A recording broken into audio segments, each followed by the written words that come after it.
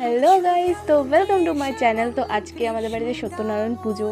তো যেহেতু বিয়ের কেনাকাটি অলরেডি শুরু হয়ে গেছে, আর আমাদের একটু সত্যনারায়ণ পুজোটা একটু লেটেই দিতে হচ্ছে, যেহেতু কোনো প্ল্যান ছিল না আগে থেকে যে সত্যনারায়ণ পুজোটা হবে, সেই জন্য বেশি লোকজনও ডাকা হয়নি, ছোটোখাটোর মধ্যে ঘরে হয়ে গেছে। আবার সকাল সকাল ওঠাটা খুবই একটু চাপের হয়ে যায় এই ঠান্ডার মধ্যে। তো তাও আমরা সকাল সকাল উঠে, মানে আমি লেট করেই উঠেছিলাম, সকালবেলা উঠে মা দিদি সব পুজোর কাজকর্ম করেছে, কিন্তু আমি কিছুই করিনি।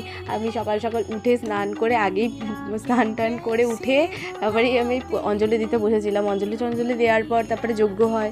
যজ্ঞের আগুন অনেকটা ওপরে গেছিলো, তো সেখানে আমাদের ঘর থেকে বেরিয়ে যেতে হয়েছিল, কারণ আগুনটা অনেকটা উঠে গেছিলো। তো সবাই তো বলছিল যে সবই এত সুন্দর আগুন উঠছে, সবই শুভ টুভ হবে, যেহেতু সবই শুভ কাজ, তো সবই শুভ শুভই হবে।